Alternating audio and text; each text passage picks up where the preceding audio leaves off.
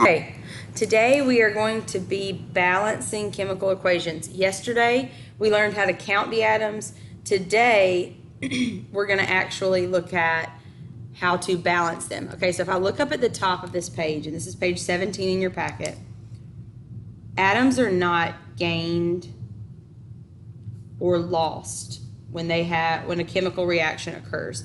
Scientists know that there must be the same number of atoms on each side of the equation. To balance the equation, all we can do is add coefficients in front of the chemical formulas. You cannot add or subtract subscripts. So all we can change is the coefficients. That's what we're going to add here. Okay, so let's look at the first one. The first step, and the steps are right here if you forget, determine the amount of atoms for each element. I have 1 Mg and 2 oxygens. I have 1 Mg and 1 oxygen. Then it says to pick an element that is not equal. Look at oxygen. You've got 2 here and 1 here. So it says to add a coefficient in front of the formula with that element to adjust your counts. This one's easy because it's 2 and 1, but an easy way to always be sure you're doing the right thing is to go back and say, okay, these are not going to work. I need to make this the lowest number that both will go into. Well, 2 will go into 2 and 1 will go into 2. So I'm going to change this one to a 2. Now they're both going to be equal. So I need to do something up here to make it a 2. I cannot change my subscript, but I'm going to add a coefficient. That is going to make my magnesium 2. You cannot forget to go back and do this. It will also now need to be corrected on the other side. If I've got 2 and 1, they'll both go into 2. So I'm going to make this a 2. So I've got 2 Mgs, 2 Mgs, 2 Os, and 2 Os. Oxygen and magnesium are balanced. We're going to do a few together, and then you're going to do some on your own. Calcium and oxygen. I have 1 calcium, 2 oxygens, 1 calcium, 1 oxygen. We need to make this right. So I'm going to take this and make it a 2. That way, both will go into each other. I won't have anything that's unequal. I'll put a 2 coefficient. It'll change my calcium also to a 2.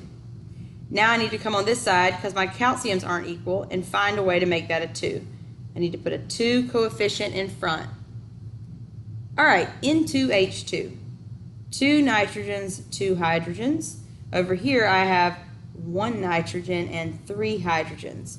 So the easiest thing to do is to look at the first thing you see, which right here is nitrogen and nitrogen. I know I need to make this a 2 to be equal with the other one.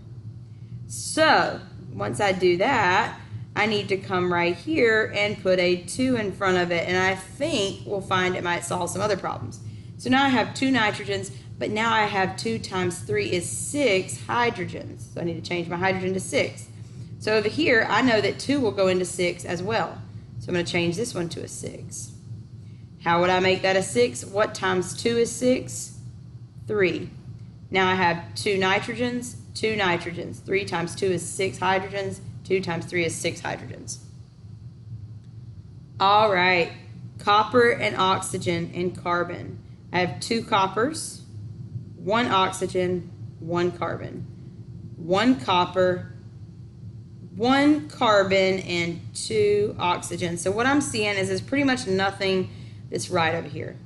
So the first thing I want to do is I want to fix my coppers. I've got 2 over here. Let's make it 2 over here.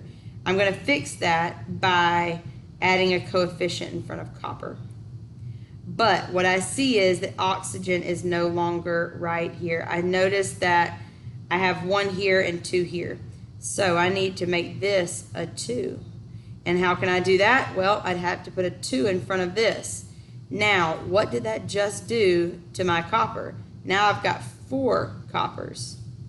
So in order to do that, I need this to be 4. So I can come over here, cross this out, and make it a 4. What you'll see now is I have 2 times 2 is 4. 4. 1 carbon. 1 carbon. 2 oxygens, 2 oxygens. And we are balanced.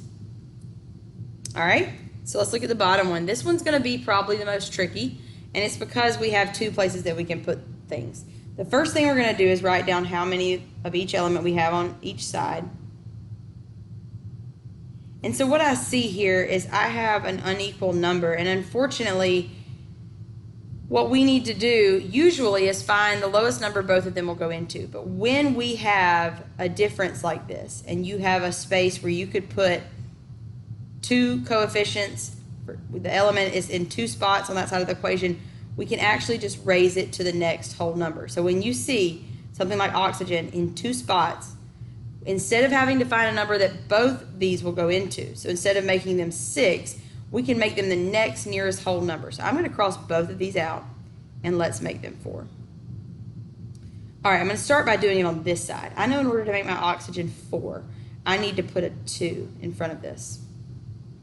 What did that just do to my hydrogen? It now made my hydrogen 4.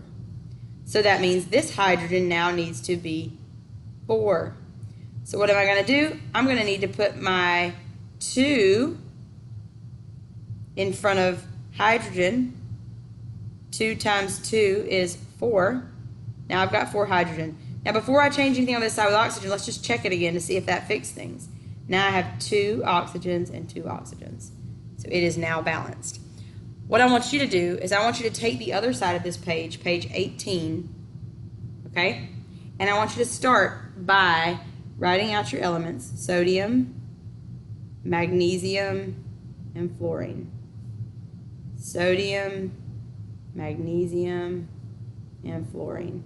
And I want you to count out your atoms. See if you can get those balanced. Sodium has 1, magnesium has 1, fluorine has 1. Only thing different is this fluorine over here has 2. So we're going to need to change some things. I need to make this fluorine on this side a 2 to make it balanced. All right? When I do that, I add my coefficient, and that makes sodium 2. So I go over here, I need to make my sodium a 2. I add a coefficient. I now have 2 sodiums, 2 sodiums. 1 Mg, 1 Mg, 2 fluorines, and 2 fluorines. So go ahead through the one at the bottom. If you can't figure that out, that's okay. I do want you to try though.